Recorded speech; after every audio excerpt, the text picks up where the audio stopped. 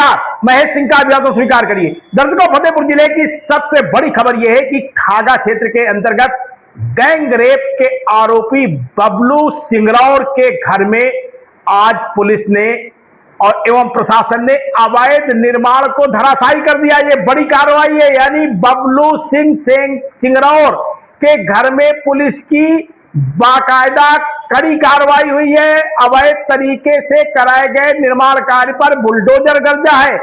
विपक्ष भी मांग कर रहा था, पब्लिक की भी मांग हो रही थी, क्या आखिर पुलिस बुलडोजर की कार्रवाई करेगी? तो दर्शकों, आपको बता दें कि दोपहर के बाद पुलिस एवं प्रशासन का बाकायदे लाव लश्कर गांव पहुंचा और बड़ी कार्रवाई की है। अब इस कार्रवाई से पूरे इलाके में हड़कंप मचा है।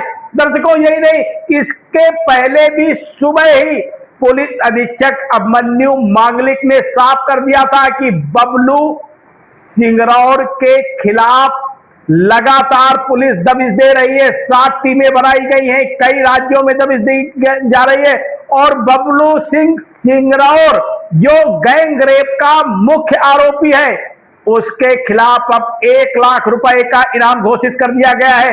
यानी दर्शकों, आप समझ लीजिए कि पहले पुलिस ने 25,000 का इनाम घोषित किया, फिर इसके बाद 50,000 का इनाम घोषित किया और ठीक 36 घंटे के अंदर पुलिस ने 1 लाख का इनाम घोषित कर दिया।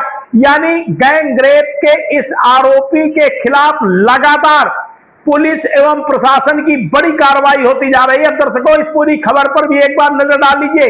दरअसल में आपको बता दें, खागा कोतवाली क्षेत्र के अंतर्गत एक युवती की अस्मत उसके मंगेतर के सामने लूटी गई। यानी मंगेतर के साथ वो घूमने गई थी और इस दौरान 3 युवकों ने, इसमें मुख्य आरोपी बबलू सिंह है, जिसके बारे में यह भी नैरेटिव पैदा किया गया कि ये ठाकुर है, क्षत्रिय समाज का है।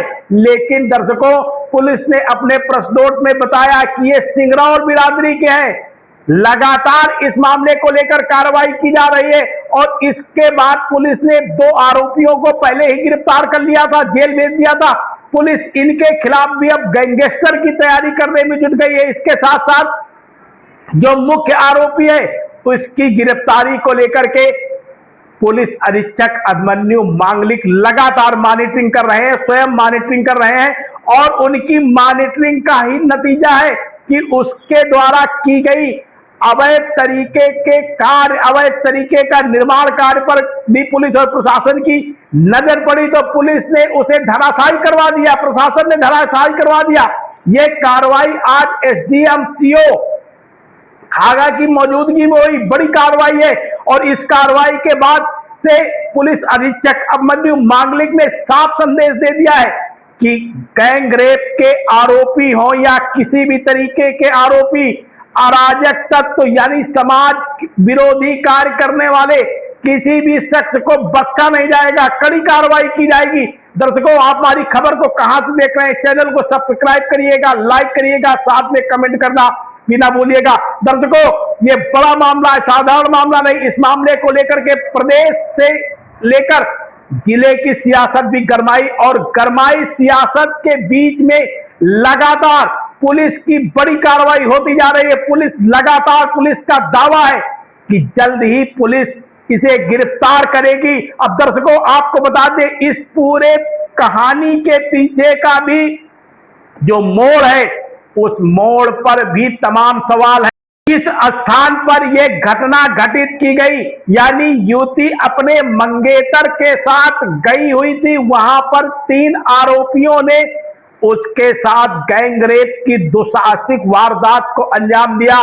दर्शकों, वो सुनसान इलाका था।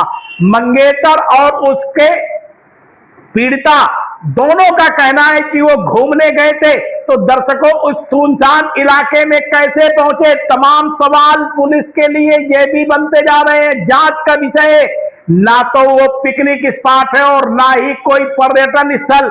ऐसे में तमाम तरीके की चर्चाएं हैं, तमाम तरीके की बातें हैं।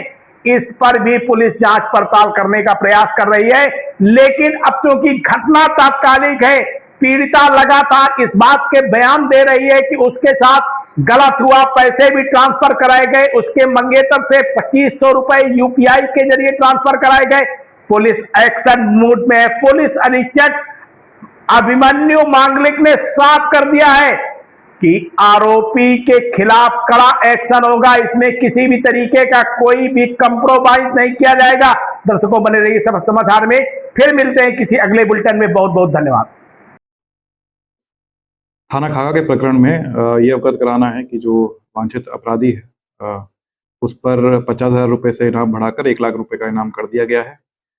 हमारी जो टीमें लगी हुई हैं 7 टीमें, वो कॉन्टिन्यूसली अलग अलग स्टेट्स में दबिश दे रही हैं। काफ़ी स्टेट्स के रेलवे प्लेटफॉर्म पर उसको देखा गया है, आइडेंटिफाई किया गया है और उसको हम पकड़ने के प्रयास में पूरी तरह से सजग तरीके से इसमें लगे हुए हैं और हमारा मानना है कि बहुत जल्दी इसको पकड़ लिया जाएगा। जैसे ही इसको पकड़ा जाता है और बाकी जो अभियुक्त हैं उनके आपराधिक इतिहास के आधार पर इन पे सख्त से सख्त कार्रवाई गैंगस्टर अधिनियम में भी कराई जाएगी। इनके अवैध संपत्ति जो इनके द्वारा अर्जित की गई है उसका चिन्हांकन ऑलरेडी स्टार्ट कर दिया गया है।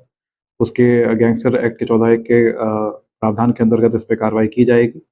शांति व्यवस्था को देखते हुए और रेप पीड़िता की गोपनीयता को देखते हुए रेप पीड़िता से मिलने के लिए किसी भी राजनीतिक दल या संगठन को अनुमति नहीं दी गई है।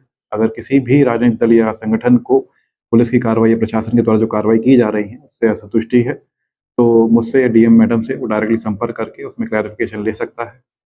पीड़िता के मेडिकल और लीगल सपोर्ट का पूरा ध्यान रखा जा रहा है। उसको सभी प्रावधानों से अवगत भी करा दिया गया है और जो भी प्रावधान में कॉम्पनसेशन की स्कीम्स हैं उसको भी एक्सपेडाइट करके इस पर कार्रवाई की जा रही है। जैसे ही इस पूरे केस में एफआईआर चार्जशीट लगती है उसी के बाद इस पूरे केस को फास्ट ट्रैक करा के इसमें जल्द से जल्द कठोर से कठोर सजा हो जाए न्यायपालिका द्वारा।